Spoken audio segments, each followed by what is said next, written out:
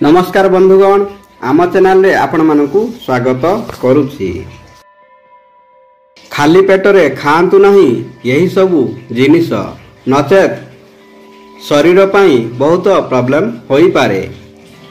वीडियोटी आरंभ करिबा पूर्व आपण मानकु मोर अनुरोध, वीडियो को गोटे लाइक एवं आम चैनल को सब्सक्राइब करंतु। चलंतु जानिबा खाली पेटरे खांतु नहीं यही सबु जिनिस, नचेत शरीर पाई यह विष समान होई पारे।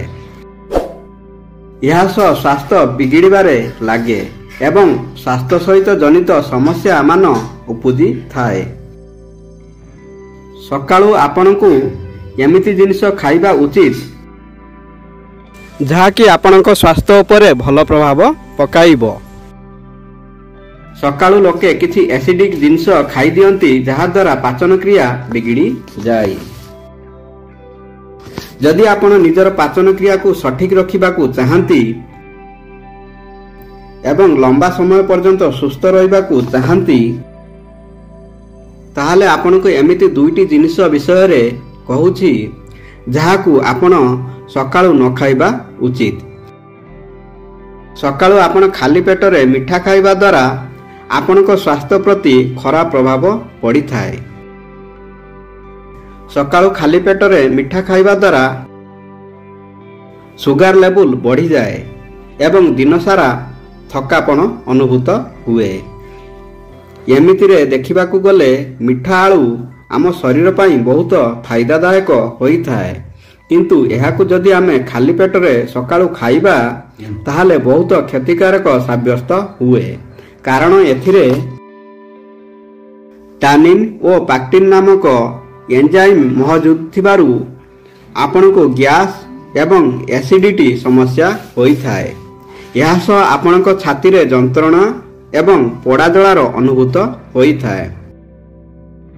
जहार ओजन वृद्धि हेउ नाही सेमाने सकाळु कदली एवं क्षीर खाई थांती, किंतु आपण जानिले आश्चर्य होई दिबे जे खाली पेटरे यार सेवन कले गैस और हजम न होबा भली समस्या सृष्टि होई थाए। जदि आपण जेकोनोसी समय रे मद्यपान करूछंती एवं खास करी सकाळु खाली पेटर जदि मद पिउछंती ताहाले यह बहुत क्षतिकारक साब्यस्त होई थाए। कारण सकाळु खाली पेटरे मद पीले आपणक अंतरे समस्या देखा देबा सह पेट समस्या देखा दिए।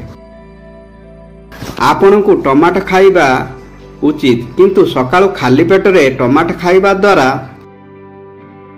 एथिरे उपस्थित थिबा अम्लीय गुण पेटरे बाहरुथिबा ग्यास्ट्रोइंटेस्टाइनल अम्ल सहित मिसी पेट जंत्रणा, गैस, छाती पोड़ा भली समस्या उपजाई थाए।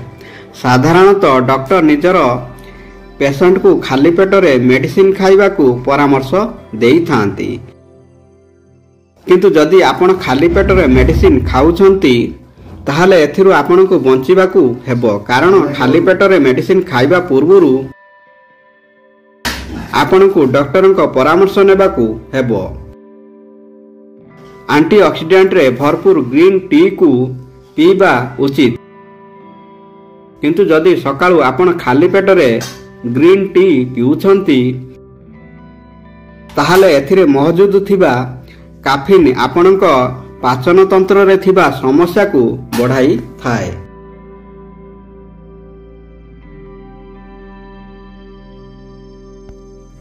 बंधुगण, वीडियोटी भल लागिले वीडियो को गोटे लाइक एवं आम चैनल को सब्सक्राइब करिया को भूलिबेनी। धन्यवाद। जय श्री कृष्ण।